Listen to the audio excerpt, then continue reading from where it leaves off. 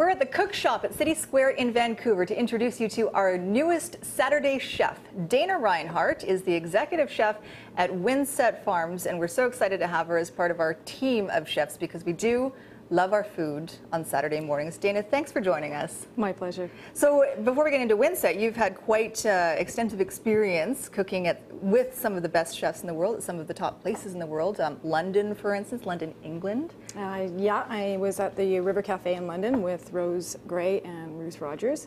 And they were two of my mentors, and I wrote to them and asked them if I could come and cook with them, and they said yes. And they said, of course. And you also started one of the great restaurants in the Okanagan as well, at Sumac Ridge. Yeah, well, I started the Cellar Door Bistro in Sumac Ridge Winery, and yeah, that was one of the very first winery restaurants, so that's something I'm very proud of. Okay, so today we're going to make something that sounds like it's a great drink, in fact. It is. Well, it's a bit of a twist on a martini and a cold soup because it has gin in it. It's a gin and tomato based soup. So I'm going to be... She knows the way to my heart. We just met, and she's already on my page here. Okay, so Saganaki Martini is what it is. I love Saganaki, and these tomatoes, I've been trying not to munch on them. Okay, so what do we do? What are we looking at here? So these are the Concertos. So these are the smallest of the tomatoes, which I love them because they kind of pop in your mouth.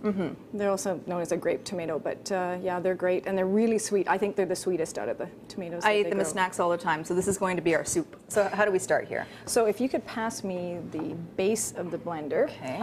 And again, I really like this recipe because it's pretty simple. So I'm just going to start with about 1.5 pounds of the Concerto tomatoes. Thank you. Try to keep them from flying all over the place. It'd be like ball bearings. So you just grab the grape tomatoes. Can you do this with bigger tomatoes, or is it best with the little Yeah, I do it tomatoes? By weight so that you can use other tomatoes. We also do tomatoes on the vine with beefsteak tomatoes, Roma tomatoes. But this one, the flavor is probably best. I like this one because of the sweetness of this one. So this one, we're just going to add a little pinch of chili flakes for just a background note of heat, not too much heat. Okay. And I've got some chopped basil and fresh mint, which adds a nice background. A little bit. And you can do all this to taste as well, I suppose. Yeah, the garlic I would do the amount in the recipe because otherwise it can be pretty overwhelming. And it is a cold soup, so it's like a raw product in a sense, too. So raw garlic can be pungent. Right. Okay. So how much raw garlic did you just throw That's about 1 clove. Okay. Finely chopped. Okay. And about a teaspoon of salt. I don't know how you do that. Figure out that that's a teaspoon with your fingers. Okay. So power, just blend. You got it. Okay, so you just know when it's soup-like that you want it. Yeah, exactly. You want it to be fairly fine consistency. So no chunky bits or anything like that. Well, there'll be chunky bits, but we're going to strain it in the fridge. Oh, I see. So I've got actually a strainer in a bowl back here. Okay. And you can put it in the fridge for, anywhere from 2 hours to, well, I'd say more like 3 hours to overnight. This is the fun part with the gin. Now, with the gin, you add as much gin as you want. No, there's a specific amount in the recipe, but if you like your gin a little more than others do, then you can add a little bit more. But all right, we have Hendrick's gin. I'm not a gin connoisseur. Is this the best kind of gin? It's my favorite. I am a gin connoisseur. I love gin. Oh, yeah? We're going to put it in probably about 1/4 to 1/2 cup, so I'll let you be the judge. Really? Yeah. Oh, no. It depends on how much you want your guests to remember. Okay, you tell me when to stop, all right? Okay. That looks good. Yeah? Yeah. Hey, you're not stopping. All right, so that's done. The soup part is done. Now I'm going to fry some of the cheese. Halloumi cheese. All right, and halloumi cheese, what do we know about halloumi cheese? Well, what do you know? I know nothing. It's a Cypriot cheese from Greece. It's traditionally made with a blend of goat and sheep's milk.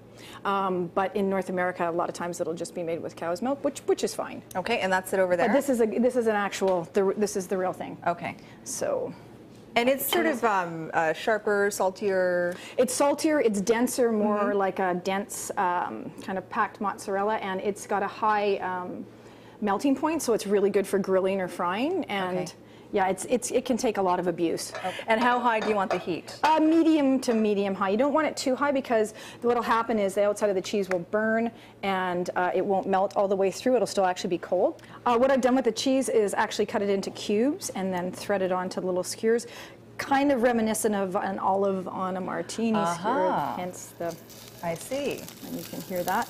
It's really quite a sturdy cheese, so you can pick it up and take a look. Oop, you don't want to pick it up before it's quite, it's quite ready, but that's okay.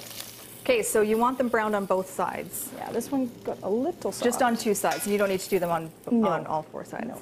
Okay. And then I just blot them a little bit on paper towel so they're not so not so greasy. oily. Okay. Grab you want your martini glasses. And if you want to, you can put a little bit of I don't know if I'm that good at this, but you can. Oh, it doesn't matter. We have cloths. We can wipe up. Oh, so you did great. That's perfect. Right. I'm just going to put a little bit of that into the middle. Give it some Do you color. want me to grab the cheese for you? Yeah, grab the cheese. Okay, so this is a nice kind of melted just a little bit. Late summer. I love it. Oh, that looks perfect. It smells good.